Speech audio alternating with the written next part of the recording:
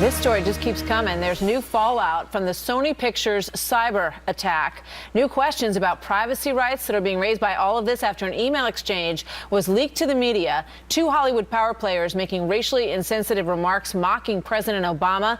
Sony executive Amy Pascal and producer Scott Rudin chatting before they went to a fundraiser with President Obama in 2013.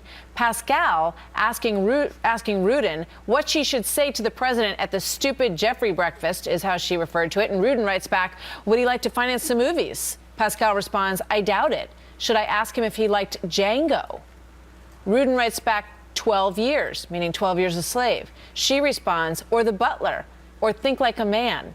Those are all movies, obviously, with African-American stars. Joined now to talk about this and the larger implications of these cyber hacking and what gets released and what doesn't get released. Kevin Jackson is executive director of The Black Sphere, author of Race Pimping, the multi-trillion-dollar business of liberalism, and a radio talk show host.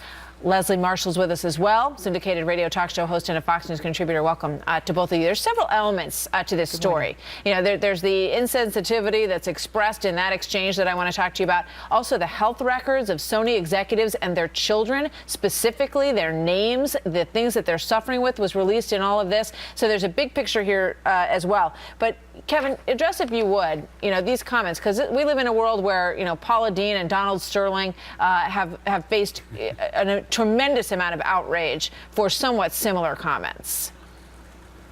Yeah, I personally think it's much ado about nothing, other than the fact that it tells you a little bit more of the insight into Hollywood. And I think it's more of a condemnation of the black films that get made. And the idea that these guys are ridiculing these films, yet they're obviously patronizing to the black audiences that go to see them.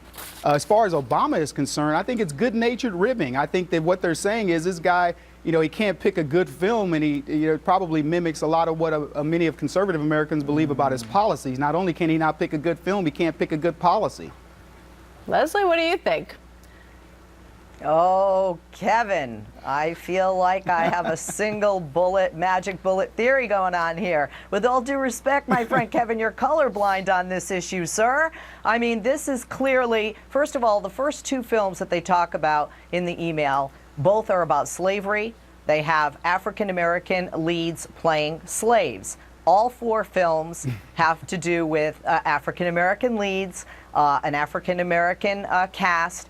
And I think it's completely offensive not only to the numerous African-Americans who buy tickets and help to pay the salaries of these folks at Sony, but to the talent, the many producers and directors, actors and actresses that are also African-American. It's very offensive, and that's the talk here in the Hollywood area today. Yeah, I mean, I think hold on, Kevin. We put up Paula Deen, we put up Donald Sterling, who said reprehensible things, and at varying degrees, I should point out. But this morning I heard on another channel them sort of coming to the defense of these Hollywood folks and saying, is it really fair to release their emails? Should they be put under this scrutiny? And I thought, well, why not? If that's the world that we are living in, where these people had things that they claimed were taken out of context, handled in the same way. Well, Martha, part of it is that it is private messages. But look, I don't think there's any privacy in America anymore with respect to that. People get hacked all the time, and that kind of thing is going to be, I think, big in the future. But at the end of the day, say what you mean and mean what you say. If they're having a little bit of fun at the idea of a black president and these slavery movies, they could have gone back to Roots and a whole bunch of other things. They were making fun of the idea of these movies, which, by the way, is making fun of themselves. They're the ones making these movies. It isn't like it isn't Tyler Perry that they're ridiculing. They're ridiculing themselves. All right, we're going to have to leave it there. Interesting take, Kevin, and good to have both of you with us, Kevin and Leslie. This one's not going away. Bigger issues about all of our privacy and emails and health records and all of that as this hacking story just gets bigger and bigger. Thanks, you guys. See you soon. Thanks. Thanks, Mark.